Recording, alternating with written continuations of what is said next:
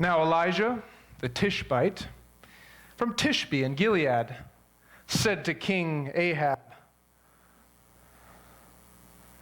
"As the Lord, the God of Israel lives, whom I serve, there will be neither dew nor rain in the next few years, except at my word."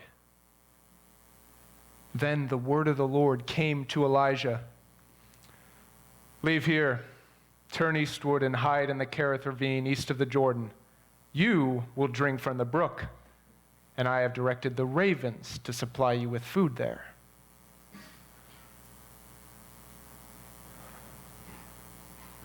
So he did what the Lord had told him.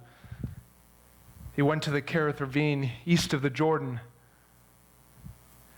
and stayed there.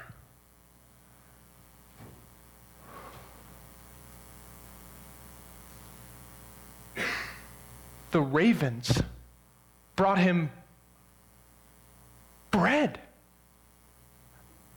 and meat in the morning, and bread and meat in the evening. And he drank from the brook.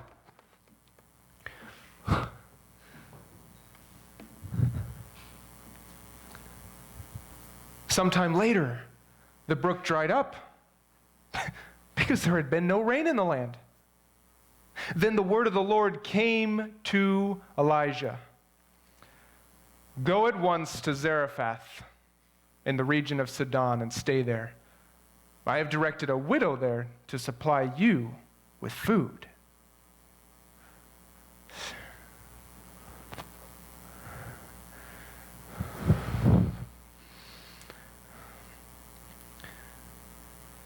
So he went to Zarephath.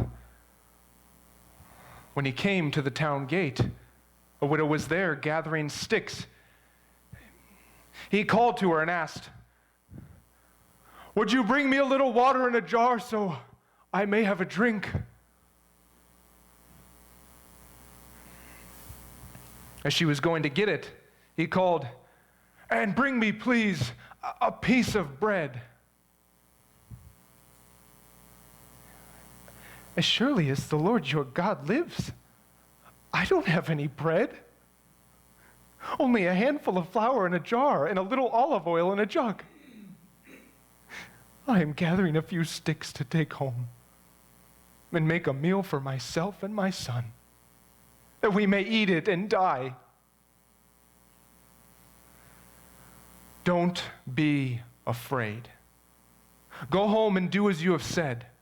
But first make a small loaf of bread for me from what you have, and then bring it to me. For this is what the Lord, the God of Israel, says. The jar of flour will not be used up, and the jug of oil will not run dry until the day the Lord sends rain on the land."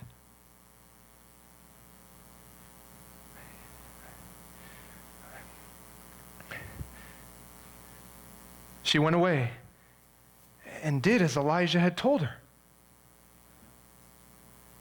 So there was food every day for Elijah and for the woman and her family. For the jar of flour was not used up, and the jug of oil did not run dry, in keeping with the word of the Lord spoken by Elijah.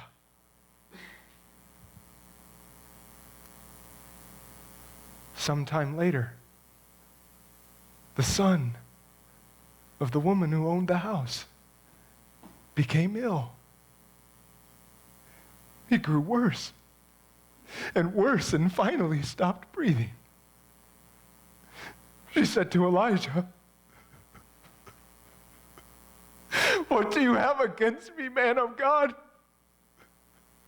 Did you come to remind me of my sin and kill my son? Give me your son." He took him from her arms and carried him to the upper room where he was staying and laid him on his bed. He cried out to the Lord,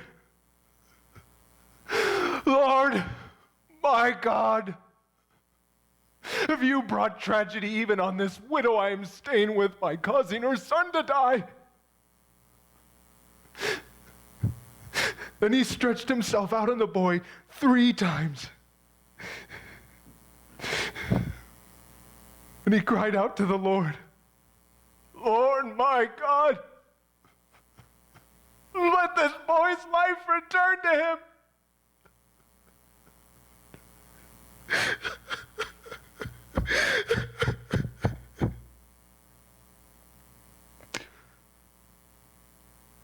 The Lord heard Elijah's cry, and the boy's life returned him, and he lived. He picked up the child and carried him down from the room into the house. He gave him to his mother and said, Look, your son is alive. And the woman said,